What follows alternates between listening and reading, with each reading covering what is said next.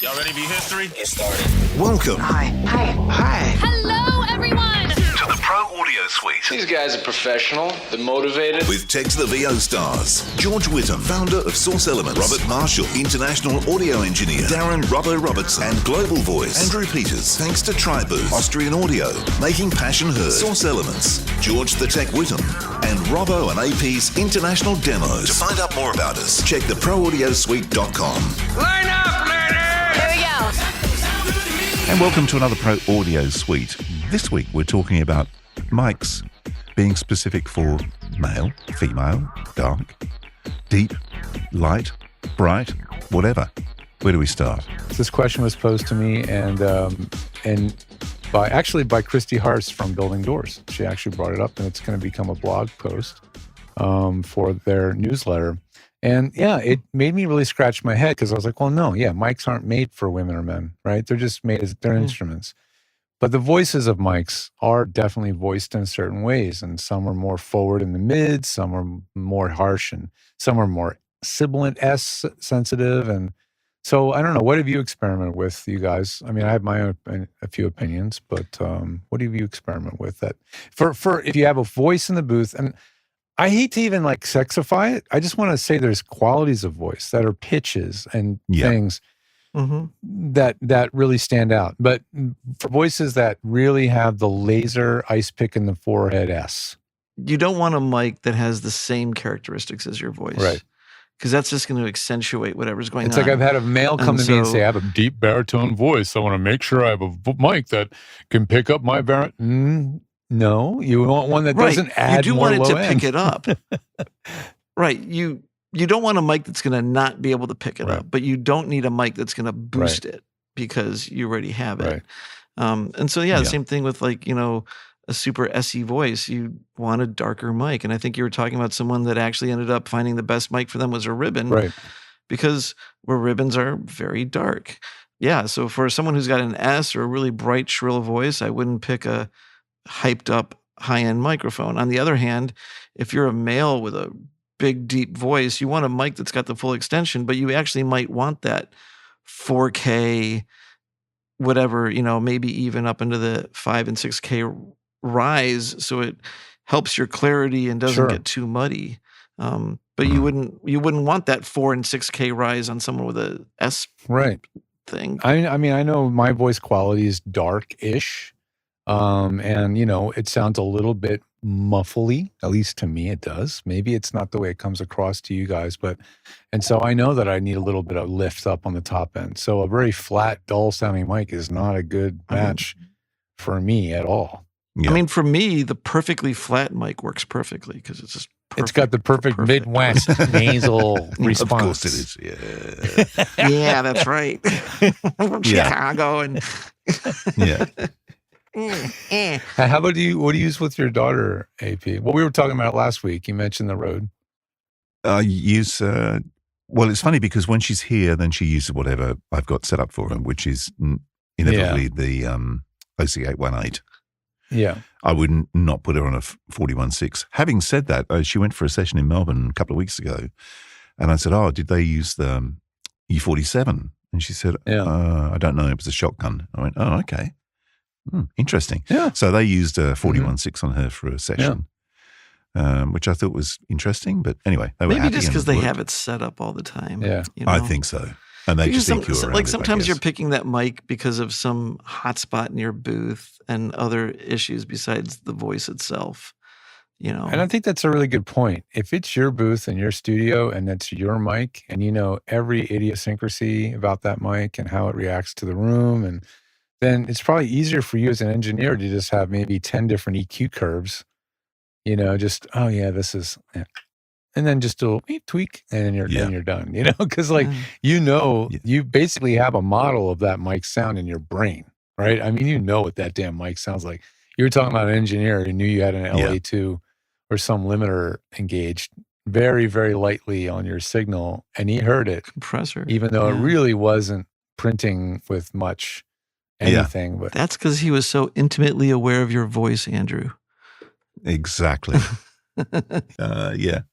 I had an NTG3 and I gave that to Somerset. That was her first microphone, which she still uses. And I think for her, it's absolutely perfect because it has all the functionality of a typical shotgun. So for directional purposes, right?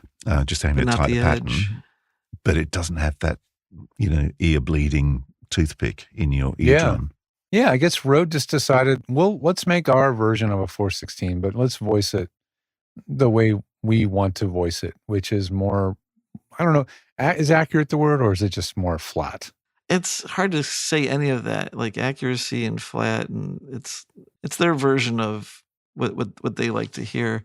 I find NTG3s to be rather muddy, I think, in comparison. I'm not a huge fan, but the NTG5, I think, has a wonderful balance of deep lows and a nice, pretty smooth top end. The top end is there. I don't think the NTG5 is as harsh as the 416, for example. No way. And it definitely has a better bass. Yes. Yeah. I think they looked at the NTG3. They know the 416 is just so pervasive. And they're like, let's kind of meet it in the middle. Let's voice it a little closer to a 416, but still have our own unique sound. The thing about the 416 is just the cut that it does. If you have a spot that has anything going on, it's just like, it's not necessarily pretty, but it cuts through. Funny because I use 416 here for promos. I use a 818 for commercial long reads. And my Rode case is an NTG5. And that's mainly because the NTG5, it travels easily. It's kind of more neutral than, it's not as neutral as the 818, but it's... And it's an RF mic. It uses an RF capsule design too, so it's impervious to humidity. Is it RF? Yeah. Which makes it a pretty good travel mic too, for that reason. And it's very light. The only problem with those NTG5s is that they do seem to have a reputation for just shitting the bed. Yeah, I've had a few clients with them. Flat out dying. Yeah, it's happened. They always replace it. Yeah, I was going to say exactly that. I was going to say that the thing about Rode is if it does shit the bed, then they'll buy you a new duvet. Yeah. Maybe chuck in a pillow. Yeah. That is true. Yeah. Well, I've in the past I've found a few mics that I thought were really smooth and not overly hyped. The AT4047 SV, I think it is. Yeah, well, that one's got a transformer in it. The 4047's got a nice like saturation transformer. That's why. Yeah. So transformer saturates and thereby smooths out transients or bright. It smooths stuff out. It just gives it that harmonic complexity that makes it less. The 4047 specifically has got a transformer in it. That's its thing. When you compare it to the 4033 or the 4040 or the 4050, I believe those are all probably transformerless. Transformerless. How about anything with 47 in the title is supposed to be evoking the tone of a U47? Yeah, darkness. I'm assuming. It's hard in audio to use that number and not end up voicing somehow that way. Yeah, evoking. And the 47 is voiced a little bit dark. The same thing with the 67 too. The 47 is a little bit brighter, isn't it? The 47 is pretty dark, and the 67 is like, it's got a lift, it's smoother. So mics that smooth But people out. like the 47 because it has a certain naturalness, I think, that it's kind of, and it was designed in 47, right? Yeah. Hence the model number? Yes, the dates, I believe those are the dates. I'm not sure. Doesn't that blow your mind that we still love that mic? And it's 80 years old? Yes, exactly. It's mind-blowing. It's really incredible. But how much of that is like placebos? Like, I really wonder, you take a really good mic, like, honestly, like an 818, and it's so smooth. It's so very clear. Good. I don't know if I've ever heard anybody AB an actual U47 against an OC818, but I would imagine they would compare very favorably. I'd say the 818 would be more like a C12. Actually, the C12 comes up too because my friend was an engineer, and he, when digital came out, and he was an engineer all through the 60s and 70s. And he's like, you're always fighting noise. You're always fighting tape hiss. And then these digital systems come out and there are no noise. And it's like, holy shit, we finally have what we want. And then all you kids are like, no, it doesn't sound as good as the old stuff. And he's like, do you know what the old shit was? Did you work on it? Do you really know what you're asking for? And he was convinced that actually people fell in love with the sound of we were talking about tape decks at the time, but just they fell in love with the sound of a tape deck that hasn't been biased and aligned in 3 weeks.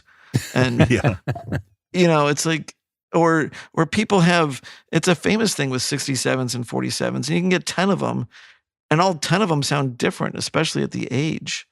Yeah, so of course they do. What are we all falling in love with here? Because there's no consistency about this stuff that we are that is true. supposedly thinking we're in love with. Talking about microphones, I saw a message someone sent us, and I wish I could find it because I could tell you who it was, but I've forgotten now. But he said, I can't believe in the next couple of weeks that no one is going to mention the new Bon Scott edition of the U47 FET. Bon Scott? AC/DC. The AC/DC. Oh, the late Bon right? Scott, who would have turned 80. You mean a naming licensed mic by Neumann? Yeah, you check it out. Mhm. It's really interesting. No kidding. Martin Mahoney. I think Neumann it was, doesn't sent do us. Rockstar and licensed They mics, do now. do they? Now that they're owned by Sennheiser, they do. It's a black version of the U47 FET. Their first albums were recorded in Sydney. They would have been on a Neve, and maybe they had U47s there. But then they It's recorded funny because in the 47 UK FET is more and- known for kick drums. I think The FET. actually. someone at Neumann Yeah. is going, you know what? There is a market out there for a product like this. There's plenty of money to go around thanks to the Yeah. market right now. Let's tap in. Let's go take that fine mic and put a U47 body on it. And So this is Bon not the Scott. TLM47. This is the U47. So this thing, I mean, what are these things going to map at? 20 grand? I mean, what are these going to be selling for? Oh, God knows. no, probably about $2 or $3 grand. They'll probably be $2 or $3 grand, I bet. It's not a tube mic. It's no, an it's a FET. U47. It's a not the- FET. Oh, it is It's a FET. FET. Okay, you're right. U47. I apologize. Yeah. Yeah. It's a FET. It's a It's not a U47 FET. tube. Yeah. Fascinating. I think actually they usually call it a FET 47, FET I believe, 47. more than a U47. Yeah. Yeah. But yeah. Okay. Still, yeah, it would be in the 2,000 to 3,000, I think, range for that. Yeah, I mean, putting a signature on a mic. I mean, they've been doing this on guitars and everything you can imagine. I guess Neumann's fine. Like, okay, let's do it. They've probably been thinking about it for years, and they're like, "No, we're not crossing that line," and they're like, "We're crossing that line." They've crossed the line. I'm just trying to find a price on the thing. I've found the link to Well, it. what else is? I mean, what else is there to do if a woman says, "I want a mic for my voice"? I mean, other than say, "Here's 3 mics, go buy them and try them." That's the thing to do with anybody is go get some mics, record yourself, and see what works best for you and how you want to sound. Because you can make some generalizations, but Yeah. inevitably those are generalizations. Women are going to have a brighter voice. They're going to have less low end. You can maybe have a higher high pass setting if you want and get away with it because there's less body and chest.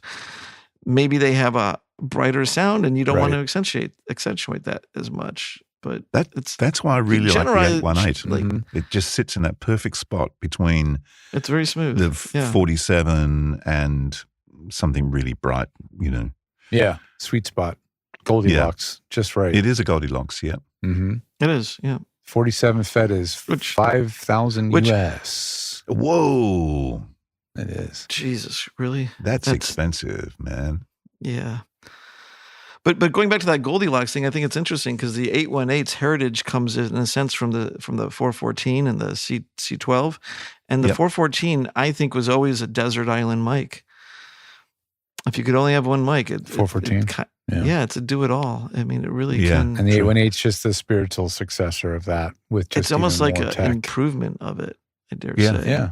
Well, I put the two together because I It's- got a 414 EB and I put it next to the 818. And you can hear the relationship between the two mics, even though the 818 sounds much more modern. Probably and has a higher cleaner. output too, I'd imagine. But Mhm. yeah, but you can hear it. You can hear where the that heritage. You can hear it in the mics. Oh, that's nice. I don't have any other specific mics that I've thought of for female voices over the years. I think that covers most of them for me. I remember recording a friend's girlfriend who was doing theater performance. So she had that very, very mid-range forward vocal. And I did actually use my Octava, I think it's an ML52 ribbon mic. Oh, C12. A very dark ribbon on her vocals. And it worked. That was one of the very few times that I pulled that mic out for a vocal. I'd used it on horns, but never on a voice. But it worked. Well, here's the other thing about any of these mics.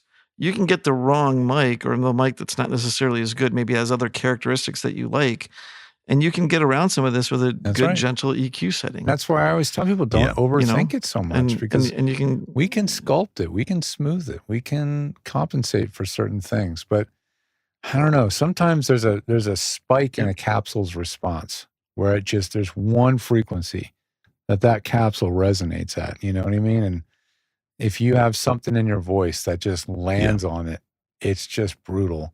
For me, that's the Neumann, the 49, not the M49, the TLM 149.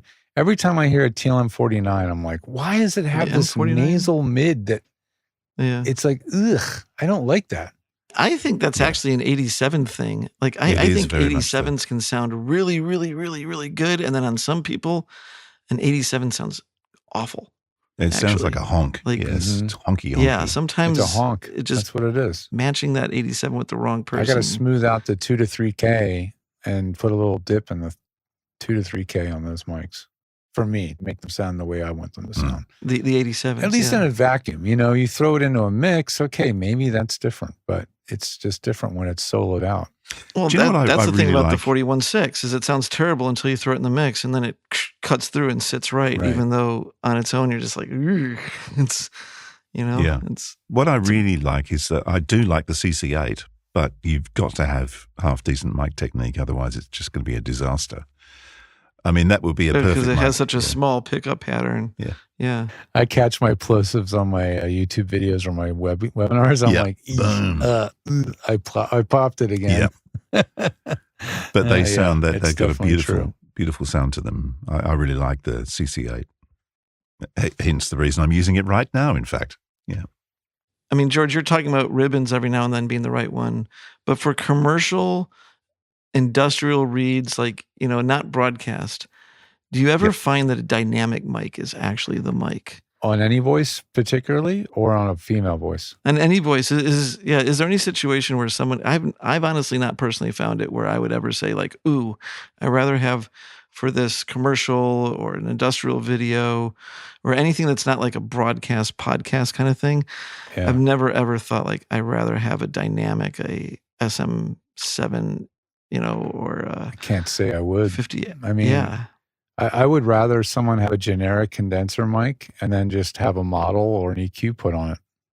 You know, something that doesn't have anything offensive, a really, really smooth mid-range with no dips and bumps in it. Something that's super easy to EQ. That's what I would much rather have on anybody, honestly. Absolutely. And most ribbons need EQing before they're like, ribbons do. They take to EQ. Yeah. They do, because their responses are notoriously smooth, right? Like across the band, like really flat. Right. They don't have the little jagged sawtoothy things going on. Yeah. And they take to EQ really well, but they usually need EQ because the overall curve of that mic is usually lacking on the extremes. Yes. Mostly, especially the high end. Yeah. Mm-hmm. But yeah, I'm not particular to dynamics. Yeah. When I first decided to take the plunge and buy something of value as a microphone and a preamp, I went and saw a guy, Lewis, and I said to him, this is what I want. It's for voiceover. This has got to be like super clean, capturing everything. And he said, right, okay, here's the mic and here's the preamp. And it was the Gefell M930 and the Grace M101. Mm-hmm. That was my original setup. Which this whole conversation hasn't even gotten into, pairing mics and preamps. That's some real dark art. Lots and lots and lots of hours in the studio stuff, right? I mean, that's listening and experimenting. there's the obvious stuff like an SM7 needs something with a lot of good clean gain, but then, you can take a mic that's fast. I don't know, like even a 414, say, and then pair it with a John Hardy, and you're just pairing bright and fast with bright and fast. Yeah. And you can do the same thing with mics. You can say, here's a bright, fast mic, and I'm going to put like a smooth Neve preamp on it. And these are all just kind of layers and brushes, and you're just looking for the sound that you like. Really, when you say it's hard fast, to- you're talking about reaction time to transients. Okay. Yeah. Like a Exactly. T will be a less crisp The really sound if Yeah, it's like, a slower. if you have a lot of mouth noise, then getting that Grace mic preamp is probably not going to be your best friend because it's quick and fast and a straight It's wire. brutally honest. Yes, Yeah. exactly. Same with the Millennia, right? And, Like, and if you brutally combine that honest. with a bright mic, you're just like, and Yep, so yep. Yeah. that those are different aspects of your voice. It's not just your overall tone; it's also your mouth clickiness. Well, what's a slow mic? A dynamic mic? A dynamic Are they mic would be slower than slower. condenser mics? In just by, I think so. by Yeah. design. Okay. Well, they don't have Yeah. a big coil hanging off the back end of the diaphragm. Right. Yes. Yeah. Right? Yeah. They You have. know, they like, they're just just by they're just design would need Gold-plated, yeah. extremely They're light lighter. The diaphragm. diaphragm. Right. Yep. Yeah. Ribbons. Same thing. Somewhere in the middle. Ribbons aren't really fast. Yeah. I don't think for whatever reason. Yeah. I don't associate a ribbon like the condensers are fast, and then as the condensers get smaller, they get faster and more transient. Yeah. Because What's a ribbon mic that if you could get a ribbon mic that had the pickup pattern of a I don't know, a cardioid cardioid? pickup ribbon, what would be the ultimate cardioid ribbon mic? I think those AEA. AEA ribbons, I hear a lot. I've not owned one, but I've seen some of those almost not need EQ. So they either have some EQ going on in them, but I've seen and heard some really good stuff from the AEA ribbons. I don't have a lot of experience with Royers, but I get the feeling that Royers are very ribbony. They're excellent. And not necessarily, yeah. The one I always wanted to test and never could get my hands on one was the Rode ribbon, the NTR. Oh, is that out of Which was production? like really expensive. It was like a flagship kind of mic for them, and it just never sold. It's as an I active. assume because it's gone. Oh, I can Yeah. get these. The ribbon I'd like to try is the Audio Technica. Audio Technica made a super high-end ribbon too. Rode selling theirs It was- on. It's interesting with ribbons because the less expensive ribbons, they really Right. get dark. Yeah. A used NTR, by the way, is $450 US. Not too bad. Yeah. For a ribbon mic. How much is that Audio Technica ribbon though? That thing's like $2,000. I don't know, think. but I did see did you see that? What's that Latvian mic company? They used to make one that has a hole in the middle. Jay-Z? Dual ribbon condenser now. Yeah, Jay-Z. Jay-Z, yeah. It's inside the same head basket. Wow.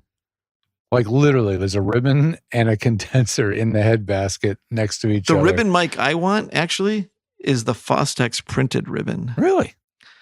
That No kidding. Yeah, you can't get those anymore, and they are a distinctly different type of ribbon mic, like the construction and everything. I'm not even sure how they're made, but they're kind of like the hybrid between a dynamic mic Jeez, and I a can't even find traditional one of those ribbon things. mic. Yeah. Oh, okay. Oh, they're rare as shit. The Fostex printed ribbon, but they're also like $2,000. You know, you don't associate Fostex with like that kind of gear, but yeah, that's a really interesting one, and they're supposed to sound really good. And so the Rode I heard was like not like any other ribbon. I don't know what's different about it, but people loved it. And it just Shure didn't- also has a series of ribbon mics that are supposed to be really good. And they actually make it out of some material that makes it so that you can put them in front of kick drums and they don't get destroyed. But I think they didn't sell enough of them. And I think they're just like, who cares about that line? Like they're not pushing it. Yeah, I think sales is always going to be a thing. They could come up with the greatest mic, but if it just doesn't grow legs and then is expensive to manufacture, and it's difficult to repair and all this kind of stuff, it's just, they're going to be like, it's not worth it anymore. This is one of the Fostex ones. This is called the M20 RP. Yeah, it's like the M11 RP. M11. The M88 RP. There's M11 right here. But it says here, it's a hybrid diaphragm, uses a thin membrane with a photo-etched metal coil, acting like a cross between a dynamic voice coil and a ribbon element, like I said. Where is Fostex out of anyway? Fostex is Japanese, yeah. Japanese, I believe okay. Fostex was people that came out of TIAC. Oh, okay. I believe. Mm-hmm. Yeah. Very interesting. Yeah, never ever came across that mic. It's got a voicing control on the bottom as well, sort of like an SM. Well, it's got a roll off. It's got a low end or a low cut switch on the bottom of it. Yeah, it's just a roll off. Yeah, I still feel like the OC818 is pretty close to a desert island voiceover mic, I think. I think it is. I mean, geez. And that's before you even crack open their plugin, and start playing with the polar pattern designer.